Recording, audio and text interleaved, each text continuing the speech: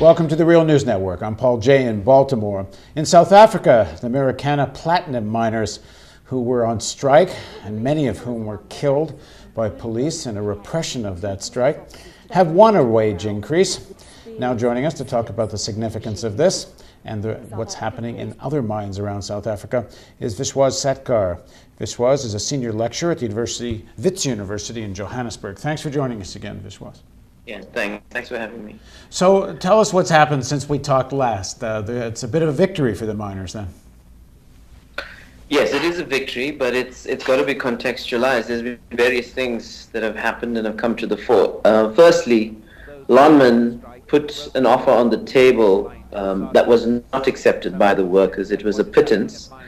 That followed very closely on a state crackdown on the community. The government just quickly, just to remind people, Lonmin is the owners of the mine. Yeah, Lonmin, the owners of the mine, put a very unpalatable offer on the table. This was rejected by the workers, which brought that collective bargaining interface to an impasse. This was followed very closely a week ago by a state crackdown on the community. The state did not declare this a state of emergency, but in practice, de facto, it was a state of emergency. There's a heavy police presence and military presence. People were harassed in hostels. A group of women were shot at. One of those has died over the past few days in hospital.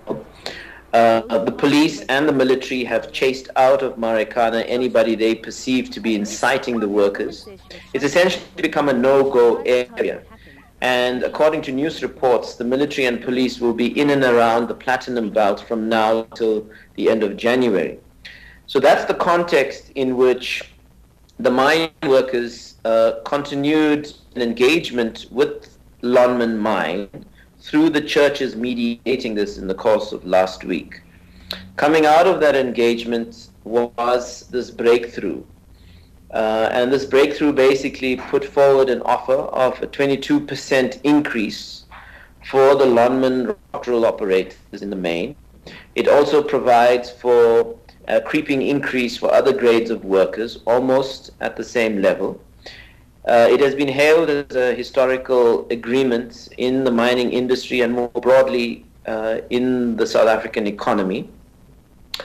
At the same time, the commentary that has come out from different quarters tells a very interesting story. The first is the union movement generally in South Africa, particularly the National Union of Mine Workers, the concerns that this agreement could really have serious implications for the future of collective bargaining in the mining industry.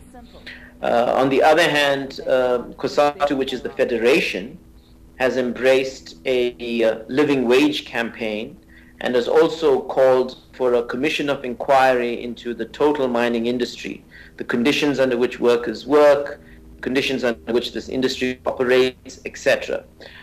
Some sections of business have really put out a very negative assessment of this, also suggesting this is going to have very serious implications for South Africa, that it's going to inspire an outbreak of strikes, an outbreak of militant demands across the economy. Now, currently, as we speak, in the platinum belt, workers have come out at all the large platinum mines, Anglo Platinum being one of them, and this demand is resonating there. The gold segment of the mining industry has also seen a large-scale strike. Again, this demand is resonating there, including chrome and one or two other mines in the mining industry are beginning to see workers stepping outside of the collective bargaining system and making these demands. So what is the National Mining Union? What's their issue with this? I know they were trying to talk the workers back to work, but how could they publicly critique a settlement like this? It is a very stark and explicit indictment on their role as a union. I mean, the fact of the matter is the Lonmin workers achieved this agreement and this breakthrough without any serious support from this union. Essentially, the workers turned their back on the National Union of Mine Workers and the collective bargaining system. They went it alone and clinched this outcome. So I think this is really a cause for concern for them about their own legitimacy around their own place and role in the mining industry. And in terms of the settlement, is there anything known about the role of the ANC government? Well, it would seem that even their board member, and this is according to media reports, Cyril Ramaphosa, who also sits on the National Executive Committee of the ANC, he seems to have publicly suggested that he's unhappy with this agreement. So it seems as though it was very much a corporate sort of management-led initiative that kind of enabled this breakthrough. So this is a real message to workers throughout the whole mining sector. If you fight militantly, you can win.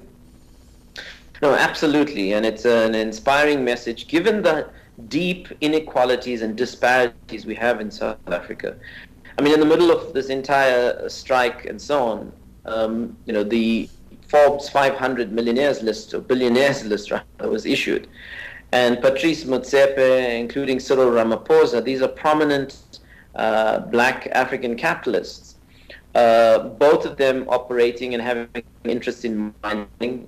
Patrice Motsepe has come out on tops with over 20 billion rands in asset value and wealth value. And, he's made his money in the platinum industry. So, workers and the public have been asking questions, is the demand really unreasonable, given that we've seen a concentration of wealth at the top in South Africa's fledgling democracy. So the reverberations of this are far from over, particularly even within the ANC. Absolutely. I mean, the Marikana moment has really marked South African consciousness in various ways. I mean, the first, of course, is the massacre and the whole challenge around our democracy, our whole challenge around protecting worker rights, and particularly the right to strike, and improving working conditions and breaking with the apartheid model and pattern of employment.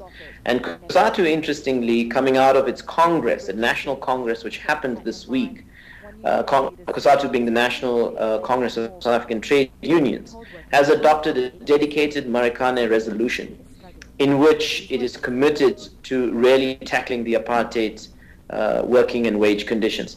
The second important implication coming out of all of this is the whole challenge for justice. Now, as we stand, the state president's appointed Judicial Commission of Inquiry has just issued its terms of reference. The terms of reference seems to be very narrow, just wanting to focus on the massacre of August 16. This has been challenged by AMCU, as well as the strike committee, who want the terms of reference to include the week preceding August 16th, when there was also at least 10 deaths or 10 murders, if you like, and they want all of that investigated. The process around the commission is also going to be very, very critically observed and monitored by civil society.